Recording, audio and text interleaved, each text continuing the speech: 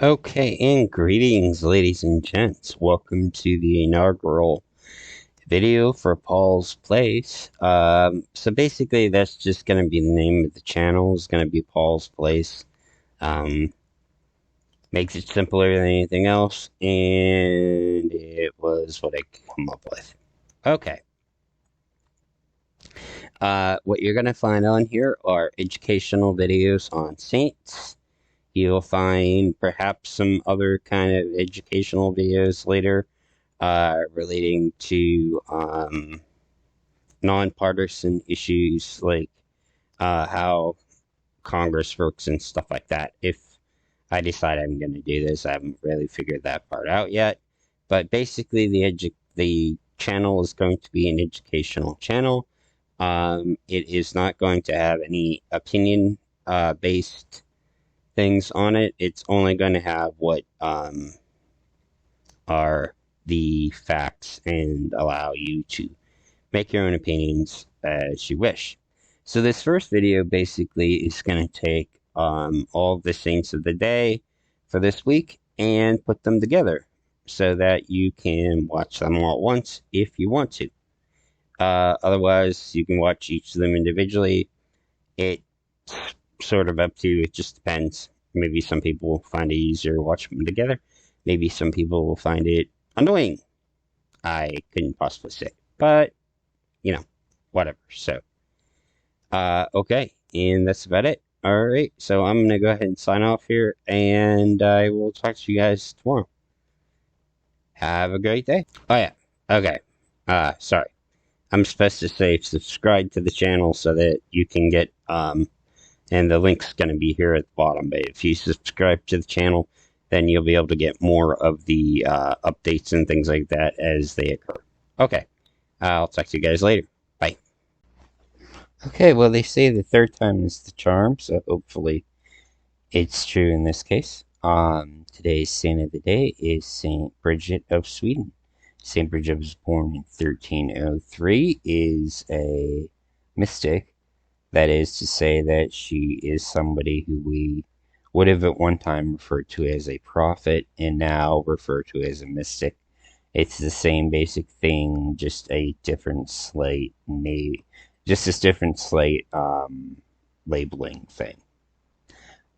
She became married to the King of Sweden, Magnus II, and was mother of 8 children, one of whom, Catherine of Sweden, would also become a saint, and lived a strict penitent life after her husband's death. Bridget consistently strove to do what we all try to do, which is to be a good influence over her husband. So we all strive to be a good influence over other people. Bridget made a special effort to try to be a good influence over her husband. She never really was able to completely reform him, but she was able to get him to make generous donations of lands to various men and women, which would become the Bridgetine Order. In the year 1350, she traveled through plague-stricken Europe to go on a pilgrimage to Rome. Though it appears, and that was the last time she would be in Sweden, so she would not go back to Sweden again after that. Though it would not necessarily be a happy time for her in Rome. Things did not necessarily go well for her after she had left Sweden.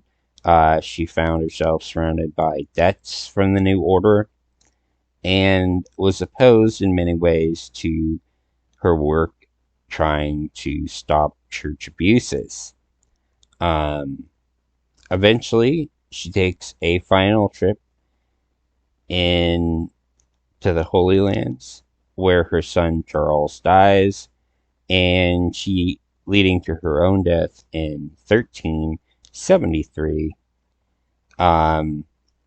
along with Catherine of Siena and Saint Teresa Benedicta of the Cross. She is been named one of the co-patronesses of Europe in 1999. And that has it for today. Talk to you guys tomorrow.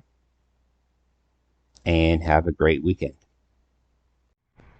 Good morning, ladies and gentlemen. Today we have the feast of Saint Charles Marcouf. Saint Charles Marcouf.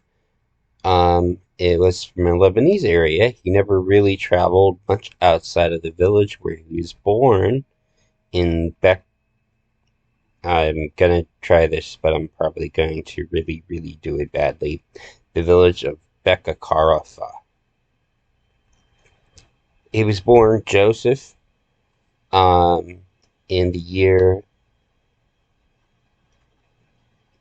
May of the year 1828 and died Christmas Eve 1898. At 23, he entered the monastery of St. Marian and was ordained a priest in the Maronite order 6 years later. And he took his final vows in 1853.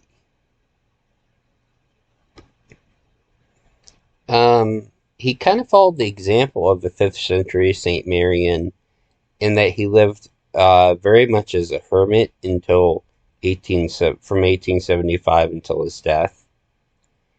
He had a reputation of holiness, which caused people to seek his blessing and is remembered in his prayers. He followed very strict fasts and was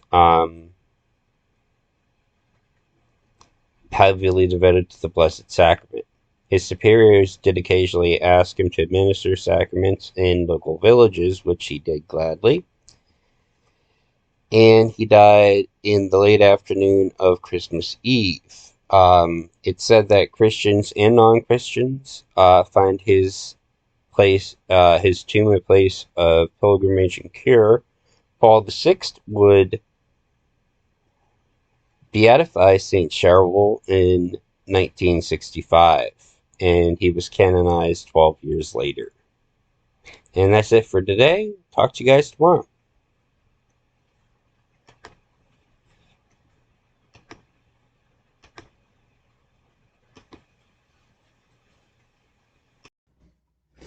Good morning, and today the Feast of Saint James the Greater. July 25th, 2022. So James the Greater, first of all, let's be clear about it. It's because there's two Jameses, both of whom were in the apostles. James the Greater is referred to James the Greater because he was taller by most accounts. It had nothing to do with anything else. It basically just had to do with the fact that he happened to have been taller than the other James. But that was just the way that it was, and that's just how it was written back then. Okay, so going on. James is the brother of John the Evangelist, or known as we know him as Saint John, author of the other gospel. So James is his brother. They were fishermen and worked with their father in a fishing boat on the Sea of Galilee. Jesus had called them and another pair of brothers in a similar. So basically, he calls them at the same time that he calls Peter and Andrew. So they're two of the first apostles. We know that James was extremely close to Jesus. He is in the what I would call inner circle of Jesus's group, because he witnesses the transfiguration, he witnesses Jairus' daughter being brought back to life, and he witnesses the agony at the garden. Not all of the apostles are present for all of the events, particularly for the transfiguration and some of the other events. It was only Peter and James and John that were present at the events. John and James, by the way, are also cousins of Jesus, in addition to everything else. And that's about all we know about that there. We do know that his temperament was one that was not necessarily um, something that was one that could get him in trouble sometimes. Um, he asks in the Gospel of Matthew in chapter 20, verse 22,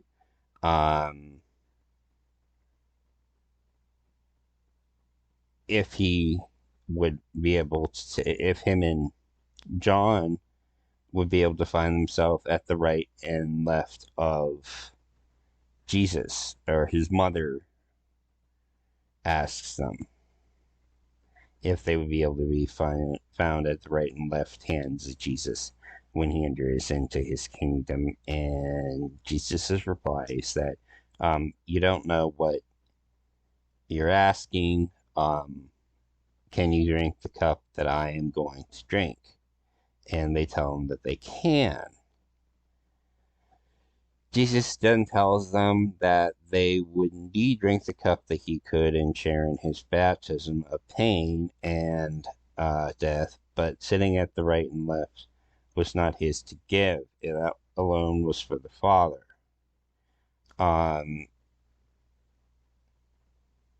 Before, and that's basically about what we got there. But we do see them as, I don't want to say overly cocky necessarily in this sense, but they definitely had a sense of themselves, especially to be asking, to be sitting at Jesus's right and left when he enters into the kingdom and all this other, then etc. so on and so forth. To the other disciples, they become a little annoyed with James and John's ambition.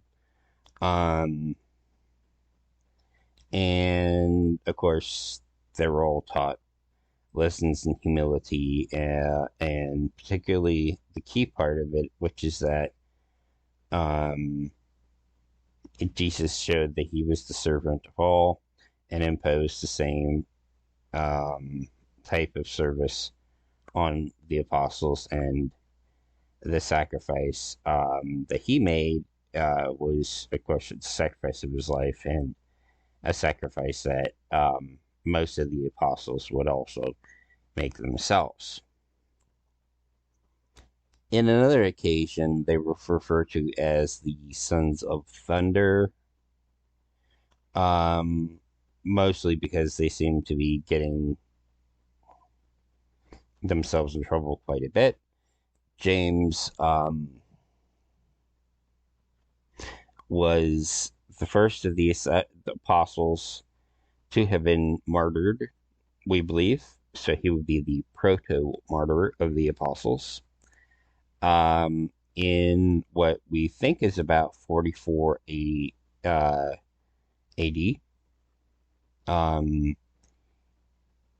he was killed. The brother, and we see that in the Acts of the Apostles. And that's about it for that. He is the patron saint of Spain, rheumatism, Nicaragua, laborers, and Chile. And was, I think, if I'm not mistaken, the first bishop of Jerusalem. Although I will have to check back and get back to you on that. That may have been the other James. I'm going to have to get back to you on that one. One of the Jameses was the first bishop of Jerusalem. I want to say that it was James the Greater, but I'm not 100% sure. So I'm going to say I think it was him, and if it wasn't him, I'll let you know tomorrow. Actually, I'll let you know either way tomorrow whether it was him or not. Okay, and that's about it. Have a great morning. Hopefully it's not quite raining as bad as it is. It sounded like it was raining a little bad out there. So hopefully it's not raining too bad for everybody. But have a good day.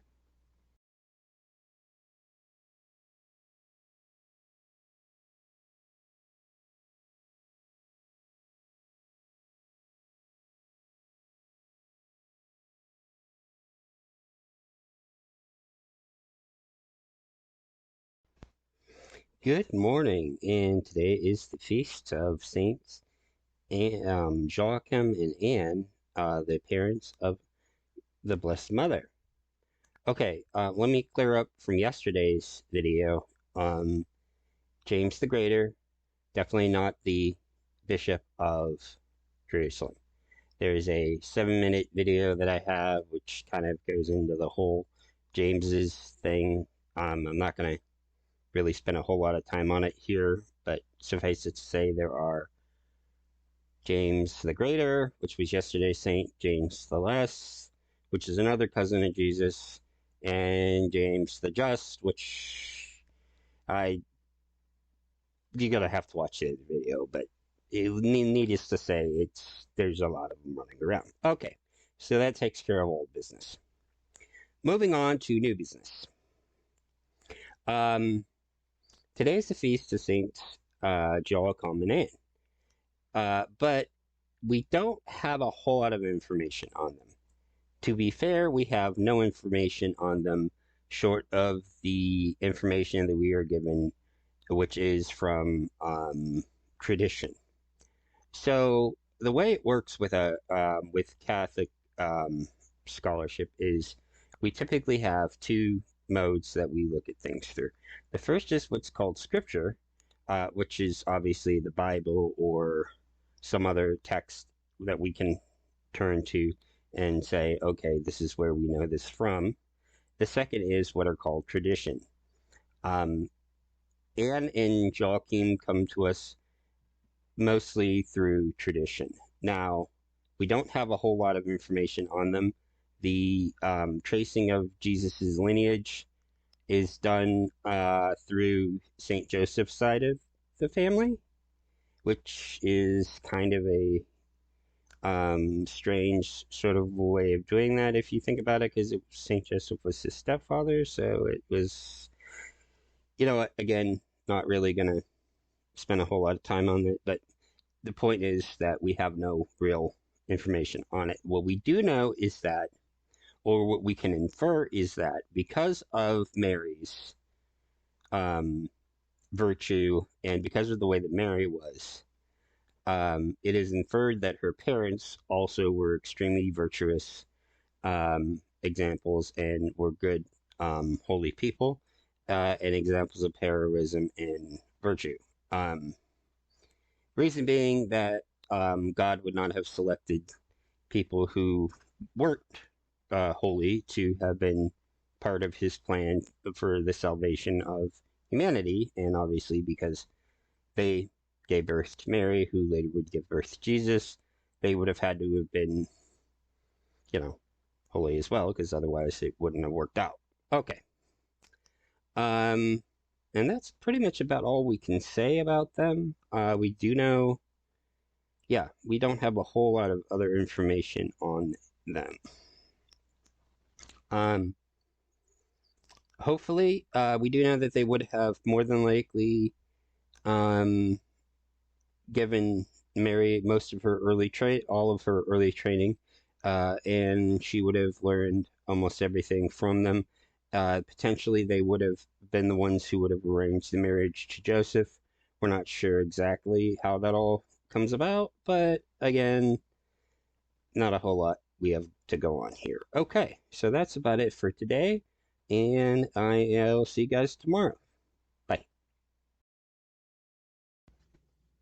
Good morning, and today we have today's saint of the day, which is Saint Blessed Antonio Lucci. So, Antonio Lucci was a friend of Francisco Antonio Francis, um, who actually would come to testify at the diocesan hearings of Antonio Lucci after his death. He was born in southern Italy, in a city that's famous for manufacturing bells and copper crafts. Joined the conventional friars, Franciscans, at age of 16, which was pretty normal then. He entered priesthood at Assisi, was ordained in 1705, did further studies for a doctorate in theology, and became a teacher at Aganon, Revelio, and in Naples. He also served as guardian in Naples, which in the Franciscans is one of the positions that they have there. Okay, he was elected the provincial in 1718. A provincial is basically the person who's in charge of an area of one particular geographic area of an order. So, like, an abbot would be in charge of one particular group or house, or a guardian or whatever would be in charge, or prior would be in charge of one particular group or house, or superior, and provincial would be in charge of the entire country. And then the minister general or the superior general or whatever would be in charge of the entire order itself. So, he was appointed to be a professor at St. Bonaventure's in Rome. And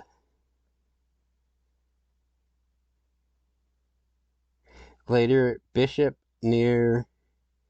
at Bovino, near Foggia in 1729. He served as the bishop for 23 years, would visit various parishes, and continually urged he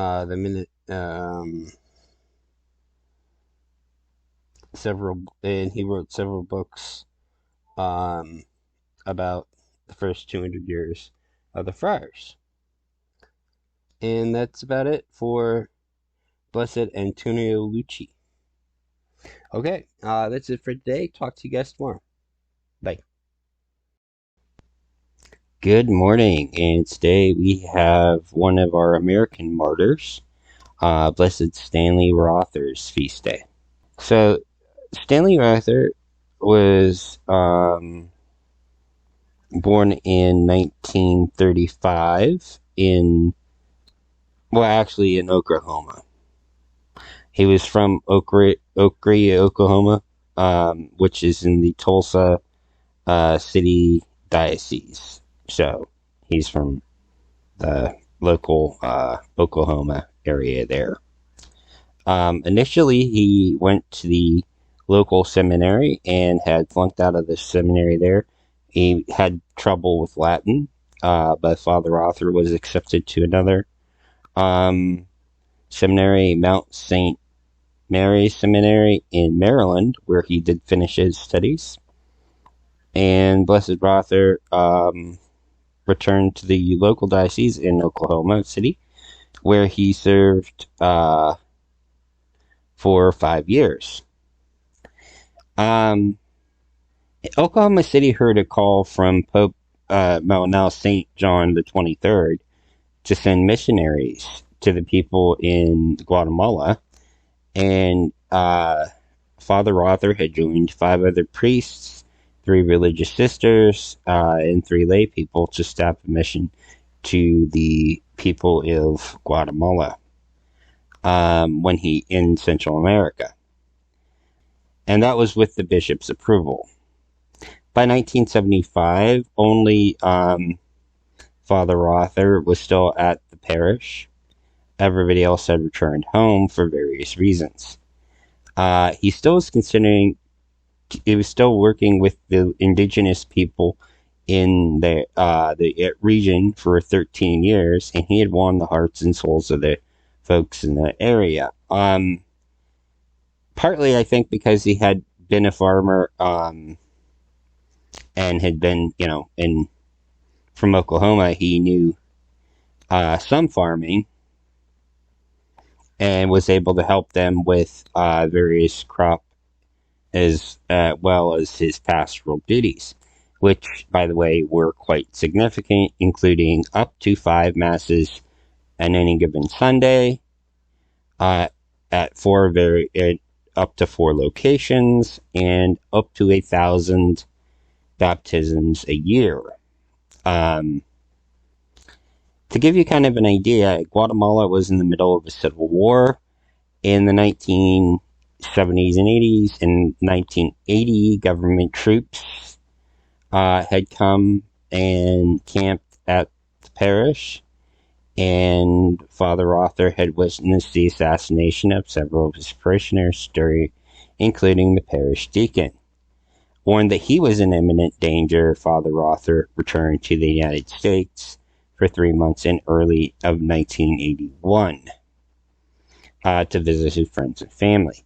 Against the advice of family and the local bishop, Father Arthur returned back to Guatemala, and on the evening of July 28th, 3 masked men came in and shot Father to death. His beloved parishioners mourned him, crying that they had killed our priest. Pope Francis had declared Samuel Arthur a martyr on December 2nd, 2016. He was beatified in Oklahoma City on September 23rd, 2017. And that is about it for today. And I'll talk to you guys again tomorrow. Okay, well, have a good day. Okay, so this is the final take of this particular video, when it is going to go out as all over Chroma once put it, warts and all. So, if there's any kind of if I make any mistakes or whatever on this, I am not going back and correcting any more mistakes on this one. I've done way too many takes of this, and I've tried to make this one way too, yeah, I'm not going back and fixing this one again. So, whatever it is, it is. Okay, having said that, today is not the feast of Saints Martha, Mary, and Lazarus. That was yesterday, but due to some health issues, I was unable to post yesterday. So I'm going to go ahead and post today.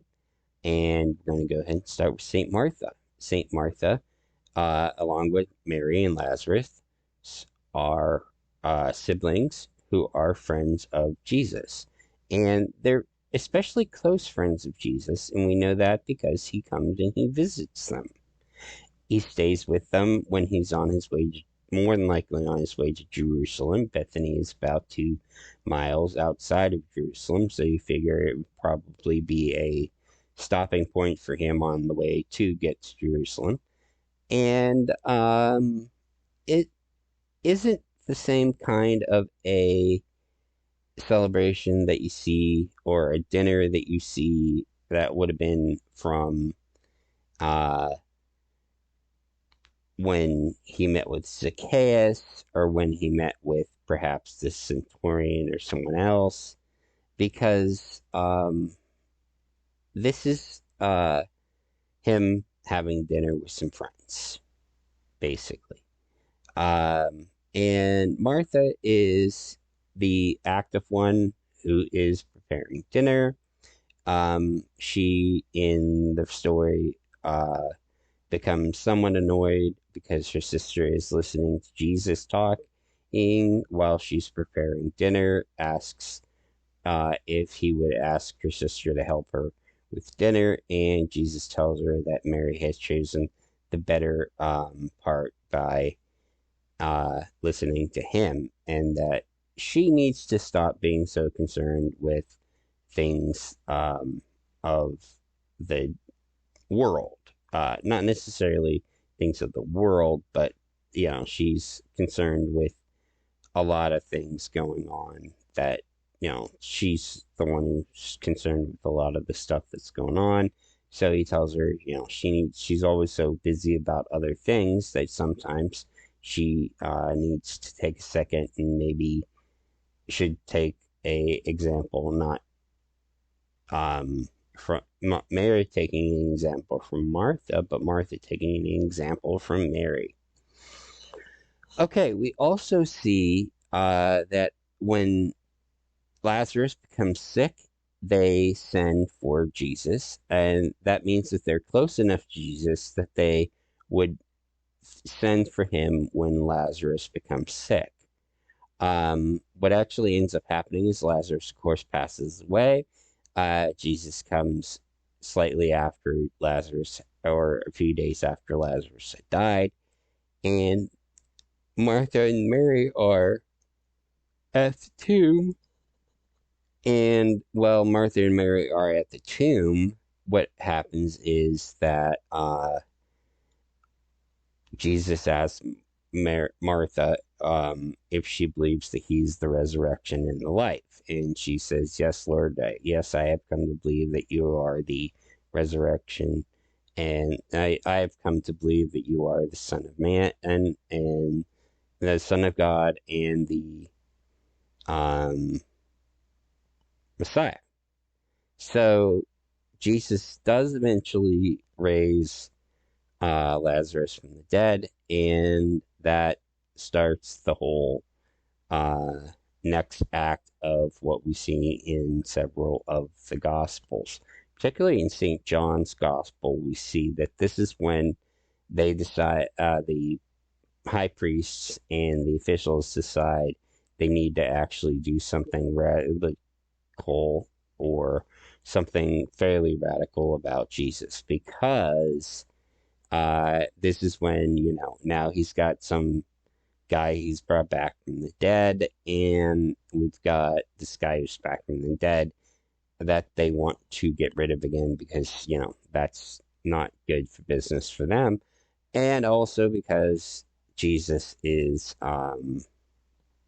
just bad news for them, because they want to make sure that he just seems like he's going to be bad news for them. So they decide, okay, that's it. He needs to go. All right. So that's St. Martha, which is the first of the three. The second is St. Mary. Now, St. Mary is not very mentioned a whole lot throughout there. We do know a couple of things, which is that she was listening to Jesus while her sister was cooking.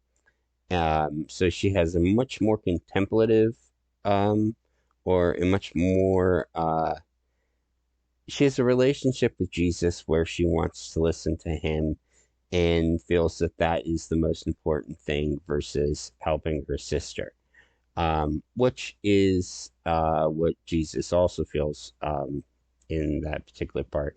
And I think what the message we get from it is that sometimes we all need to take a few minutes, no matter what, and become a little contemplative ourselves, where we try to have some kind of a relationship, develop some kind of a relationship with Jesus, and have the quiet time to be able to do that. Mary also is the one who anoints his feet at one of the other points in the gospel, which is when Jesus gets annoyed. And that's when Judas decides he's going to betray Jesus to the high priests, who, as we noted slightly earlier, have decided that they need to take slightly more radical action to do something about him. So that is where we're at with that. The final of the three saints is Saint Lazarus. Now, Saint Lazarus is the one who gets risen from the dead. He later goes to not Jerusalem, but he later goes to Syria with Saint Peter, and or becomes the bishop of Syria, Cyprus. We're not really sure. It's a little sketchy as to what exactly happened. One of the things that is a potential is that him, Mary, and Martha become him, Mary, and Martha all moved to Cyprus after Jesus' resurrection, and Lazarus becomes the bishop of Cyprus. So that is basically about where we're at with that. And yeah, talk to you guys in a little bit. Okay, and good morning. Today's saint of the day is Blessed Solanus Casey. So Blessed Solanus Casey was born Barney Casey and would become one of the most beloved priests in New York and in Detroit, although he was not allowed to preach or to hear confessions. He was born in Wisconsin to a large family, and before he became a priest and brother and joined the Capuchin order in the late 1890s, he was a logger, he was a streetcar operator, a hospital orderly, and even a prison guard. And then again joined the Capuchin order. He was ordained as a priest in 1904, but they thought that his theology wasn't particularly strong. He apparently didn't get very good marks in theology, or for whatever reason, they felt that his grasp of theology wasn't very strong, so he was not allowed to preach, and he was not allowed to hear confession. So what happens is he's sent to Yonkers, New York, where he is assigned as the porter and the sacristan at the local Capuchin um, area. And even though he's not allowed to actually give sermons per se, he was allowed to give what are called feverinos. Now, feverinos were basically inspirational talks. So he was kind of one of the early, I guess you would call him an early inspirational speaker. And he served in Yonkers for several years before he went to Manhattan. Then from there, he was sent to St. Bonaventure's monastery, which is the picture that you see here is from St. Bonaventure's, where he would serve for 20 years as, again, the porter and the sacristan, because he was not allowed to serve as a full priest where he would be able to hear confession and where he would be able to have he would be able to preach. Okay.